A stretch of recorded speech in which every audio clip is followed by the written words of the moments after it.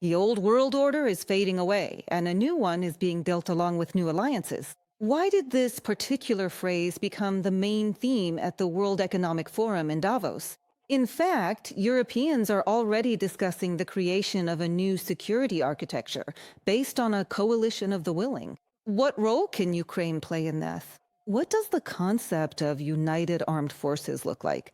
And why can't Europe afford to show weakness? Let's break it down. Analysts say the world has entered a period of instability and turbulence. Over the past 2 years, there have been numerous crises in geopolitics, energy, and the financial system. Everything that seemed unshakable and unchangeable for decades is transforming right before our eyes. At the Economic Forum in Davos, leaders of many countries talked about this. But perhaps the most striking speech was given by Canada's Prime Minister, Mark Carney. The media called this speech historic, saying it will definitely make it into the textbooks.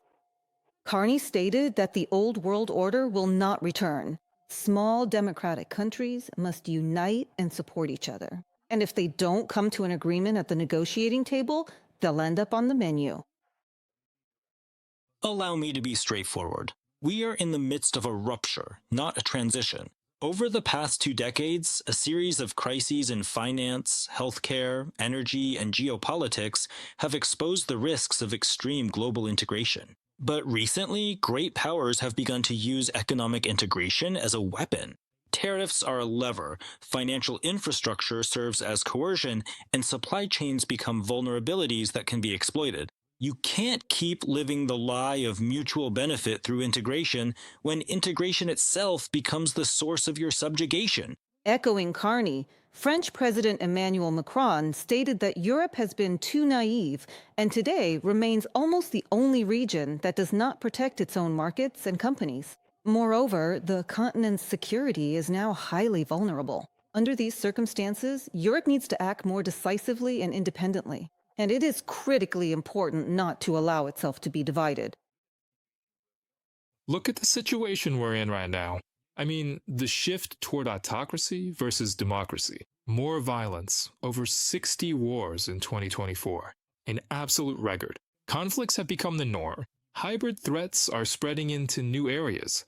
Space, digital technologies, information, cyberspace, trade, and so on. It's also a shift toward a world without rules, where international law is trampled, and where it seems the only law that matters is the law of the strongest. And imperial ambitions are resurfacing again. European leaders are already informally discussing the creation of a new security architecture based on a coalition of the willing. As Politico reports, Ukraine is seen as a strategically important element in this structure. Kiev has the largest army on the continent, a developed and innovative defense industry, and most importantly, unique combat experience. The coalition of the willing initially dealt with issues concerning Ukraine, but it has created very close ties between some key people in the capitals. They have strengthened trust and the ability to cooperate. They know each other by name, and it's easy for them to get in touch and send a message. If you factor in Ukraine's military power, as well as the strength of France, Germany, Poland, and the United Kingdom, the potential armed force of the coalition of the willing would be enormous and would include both nuclear and non-nuclear states, from a Politico publication. By the way, the idea of creating a European armed forces actually belongs to Ukraine and was proposed to its partners as a way to strengthen the continent's security. As President Volodymyr Zelensky stated, Russia plans to form an army of between 2 and 2.5 million people by 2030.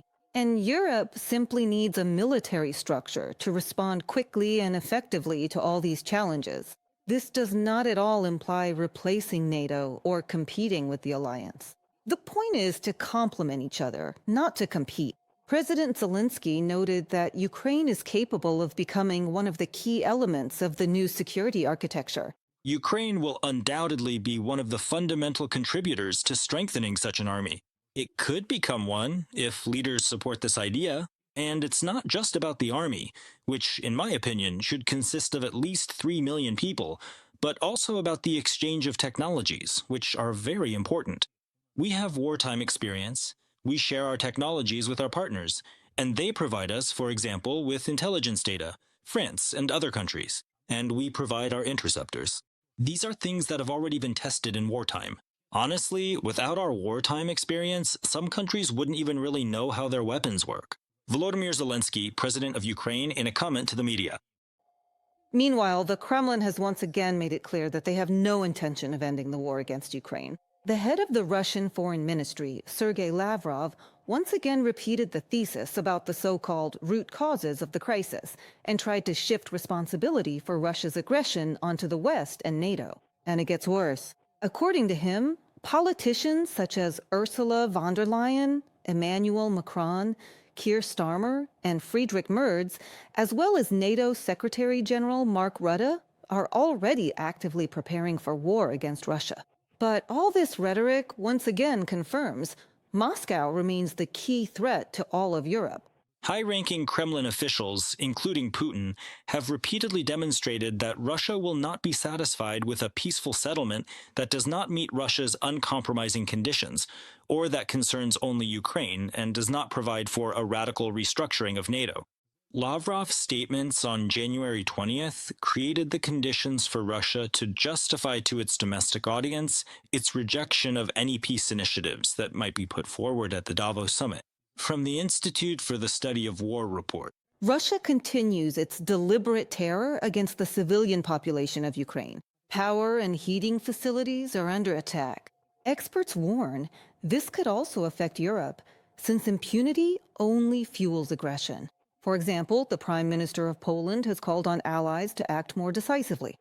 Any aggressor must be met with a tough response. Without this, it is impossible to confront modern challenges. Donald Tusk is convinced. Appeasement is always a sign of weakness. Europe cannot afford to show weakness, neither towards its enemies nor its allies. Appeasement leads to nothing but humiliation. At this time, European persistence and confidence are greatly needed. Donald Tusk, Prime Minister of Poland, on social network X. In conclusion, it can be said that given the ongoing war of Russia against Ukraine and Moscow's increasing hybrid aggression, European leaders are ready to seek new formats of collective defense. And in this security architecture, Ukraine can become one of the key pillars, with real combat experience and a developed defense industry. And the future of all of Europe will largely depend on whether these discussions can be turned into concrete decisions.